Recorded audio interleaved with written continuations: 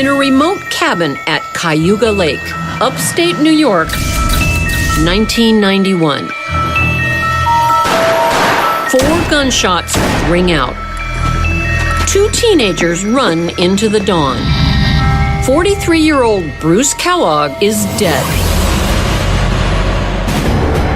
19-year-old Denver McDowell admits to pulling the trigger, but says he was put up to it by the victim's wife, 26-year-old school teacher Laurie Kellogg. Laurie says it was all Denver's idea, but in court they are both found guilty of second-degree murder. They each received 25 years to life. At the time, there were rumors they were having an affair. But for the last 22 years, Laurie and Denver have done nothing but blame each other. If Laurie is innocent, how did she, a group of teenagers, and a gun end up at a murder scene? Behind the walls of the Bedford Hills Correctional Facility in New York, I'm going to ask Laurie Kellogg some difficult questions. I'm Candice DeLong. As an FBI agent, I worked on the front line for the world's most powerful law enforcement agency. I went undercover, I trailed terrorists, and I interviewed notorious killers. It's my job to understand the people who others cannot comprehend.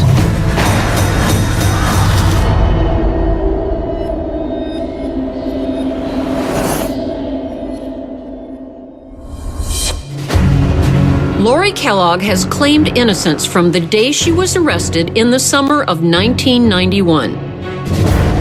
She claims to be a victim of teenage lies. The teens say Laurie told them to murder her husband. The prosecution maintains the school teacher manipulated her young friends into doing her dirty work. And Laurie's motive? Spousal abuse. On that, at least both sides agree.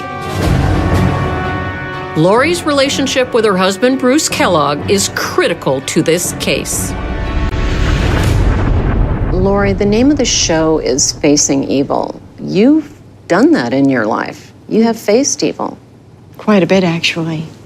Well, let's start with your childhood. Mom and Dad divorced due to a very violent marriage. Every time that my father would beat my mother loud enough for the neighbors to hear about it and complain, the landlords would ask us to leave. At the tender age of 16, Laurie craves what she never had, a perfect family. Do you remember having dreams about what you wanted out of life? I wanted to grow up and have my happily ever after. And that's when Bruce Kellogg walks in. I was actually sitting with a friend, and in walked the most handsome man I'd ever seen in my life. And you're still smiling about that memory. You know, I still love that man that I fell in love with that day. The man I thought he was. That was my Prince Charming. If you believe in fairy tales, you're bound to be disappointed. Laurie is young and vulnerable. Her Prince Charming has all the power in their relationship. Very quickly, he changed how I dressed. He told me what to wear, how to wear my hair. Perfume was not allowed except for the company Christmas party. Jewelry, not acceptable. When he came in the door at night, he had a green ceramic coffee mug. If the cup touched the table, it was going to be a good night. If the cup slammed on the table, someone was going to get hurt. Incidental details like this show me Laurie is telling the truth. Damn it, Laurie! Abused women have a heightened situational awareness, like soldiers in a war zone. And Laurie has the battle scars to prove it. Let's see. I've had a broken collarbone. My tailbone has damage to it. From what kicking, action? being kicked with steel toe work boots. I was beaten into a miscarriage for my first child.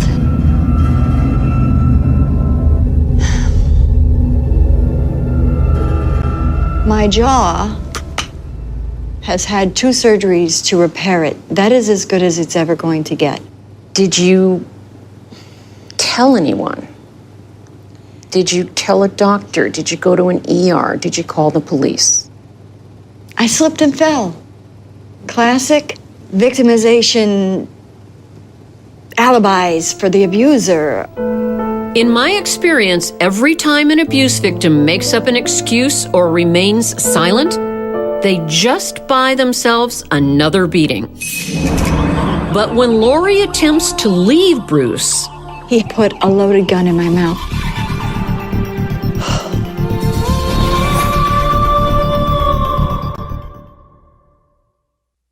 Laurie Kellogg paints a dreadful picture of life with her husband, Bruce. Then, after 10 years of apparent psychological and physical abuse, Bruce ends up dead, shot by a teenager named Denver McDowell. A court found Laurie ordered the killing, but she denies it. What Laurie has never denied is this: she had plenty of reasons to hate her husband. Did you ever think of leaving? It's an obvious question to someone that's not going through what you went through. I tried twice. The second time I tried to leave, he put a loaded gun in my mouth and asked me if I thought he'd pull the trigger. He put the gun in your mouth? Do you recall what you were thinking or feeling?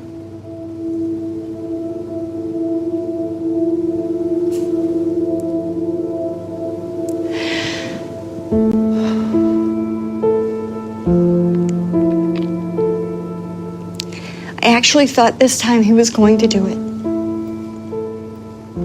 Thank you. When I shook my head yes slightly that I thought he was going to pull the trigger, he said, "No, I wouldn't waste 35 cents on a bullet." He said, "But if you ever try to leave me again, I will beat you until you can't move and you can't speak."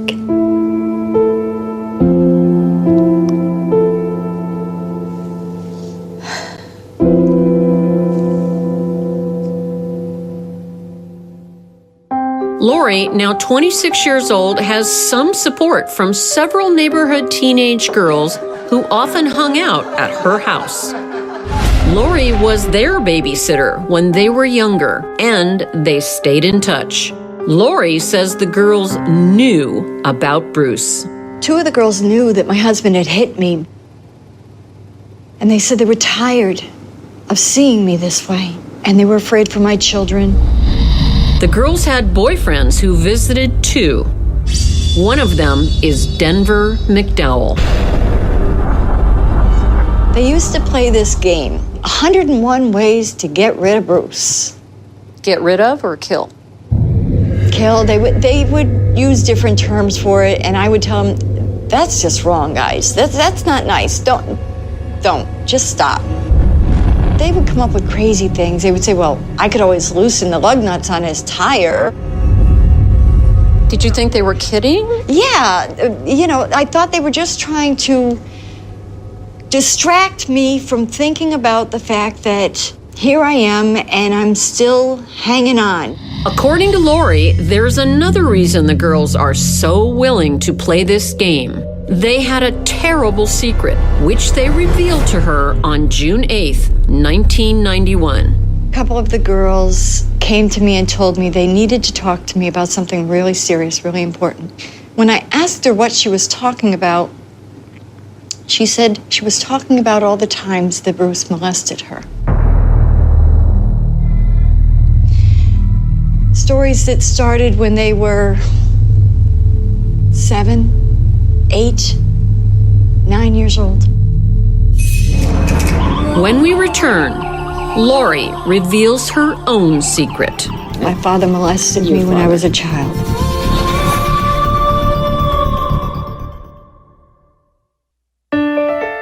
Laurie Kellogg claims on June 8th, 1991, 2 neighborhood teens accused her husband Bruce of sexually molesting them.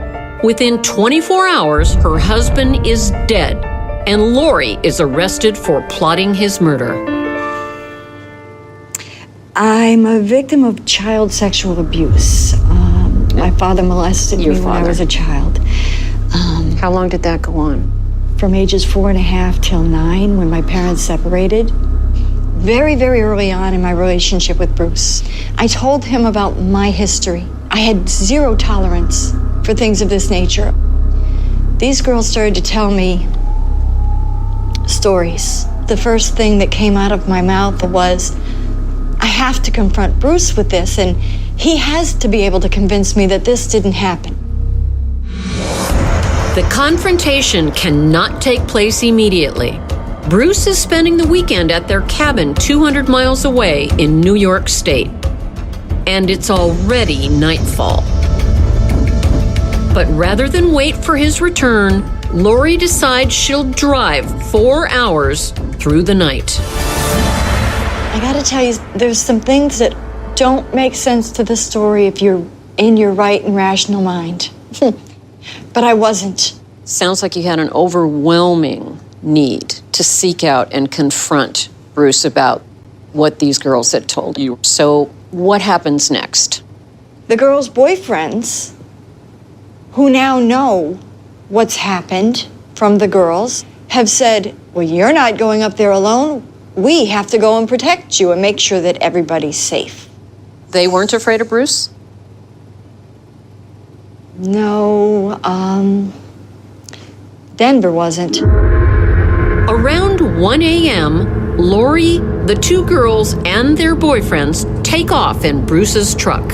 You're driving 3.5, 4 hours, long time. What kind of conversations were going on inside the car?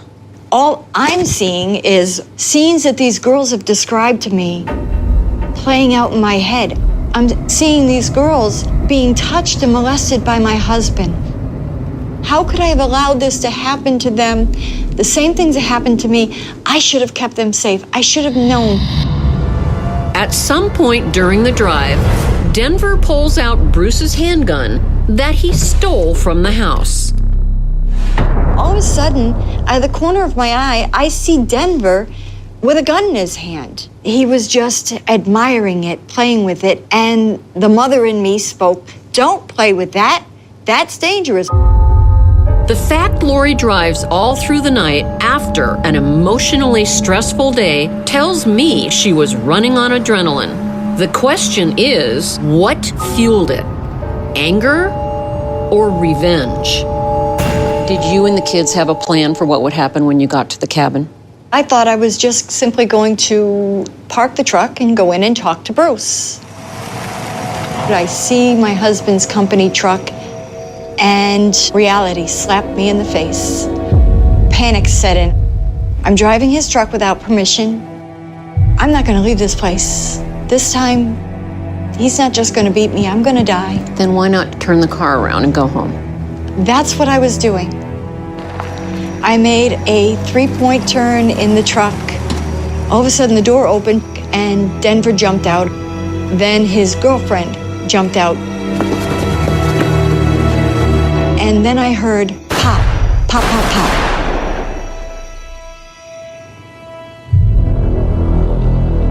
And I just stopped breathing.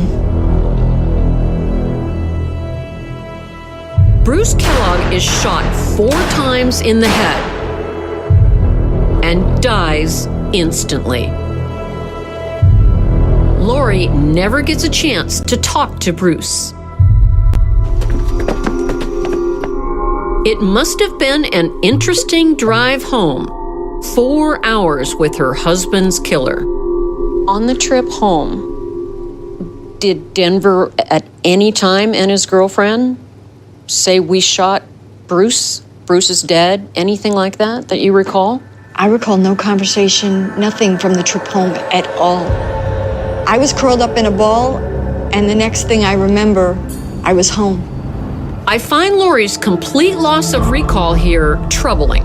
It's possible to lose memory through trauma or shock, but Laurie had no trouble giving me details of her drive to the murder. Is she hiding something? When we return, One thing that came up is that you and Denver were having an intimate relationship. Is that true?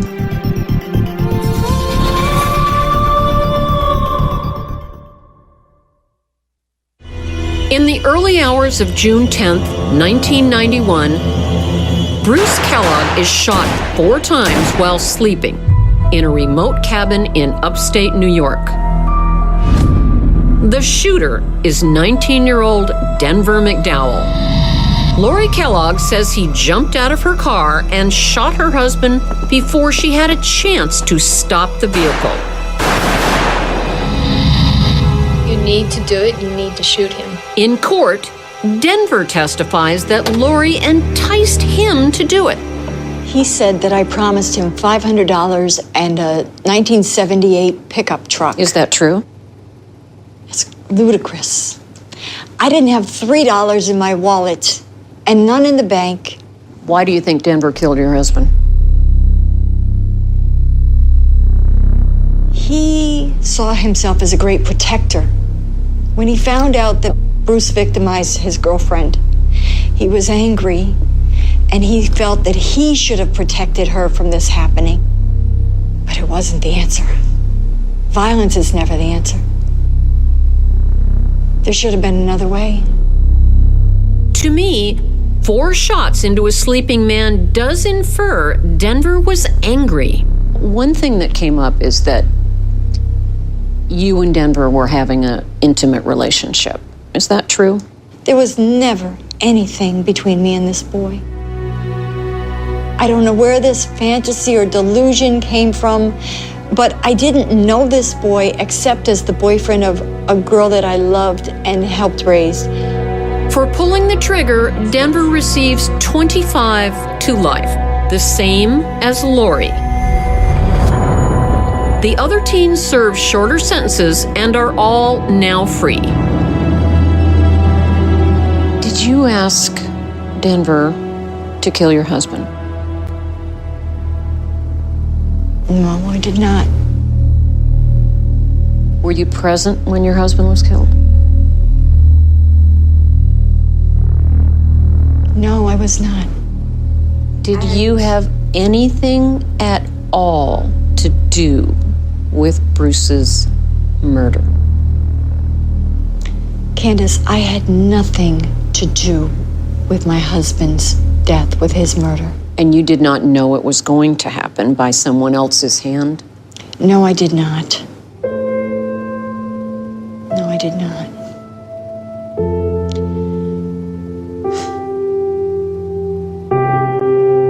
"22 years behind bars will change anyone. I've seen it create monsters out of people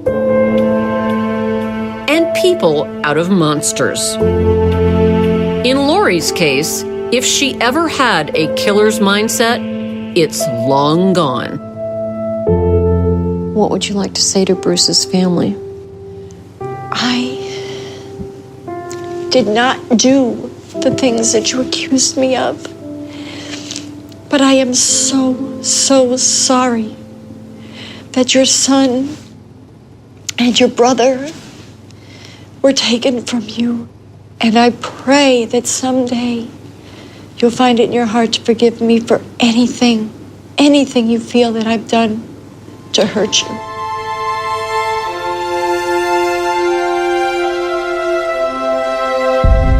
At the heart of this crime is the relationship between Laurie and Bruce. Laurie believes had she spoken up sooner, that fateful night in the summer of '91 would just be a bad dream. I've been locked up longer than the internet has existed, but they tell me there are a lot of sites for people who are searching for someone to hear them. Find someone, go to a church, go to the police, go to the hospital, go to a friend, tell someone the truth.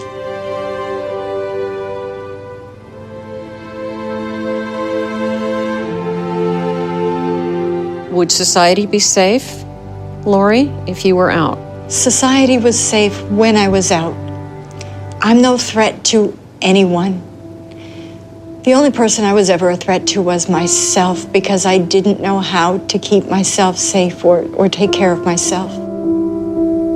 Despite her claims of abuse, Laurie's husband was probably the only sense of security she ever had. It's understandable she wants to remember that Prince Charming who first rode into her life at Sweet 16. I want you to imagine, just for a minute, that I am Bruce.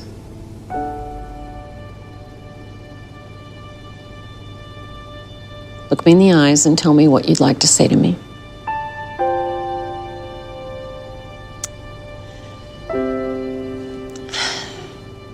Honey, I'm so sorry that everything happened the way it did. If I had known, if I had had any control over this situation, it wouldn't have happened. Laurie is eligible for parole in June 2016. I would like to see her walk out of prison tomorrow. I think she has served enough time, innocent or guilty.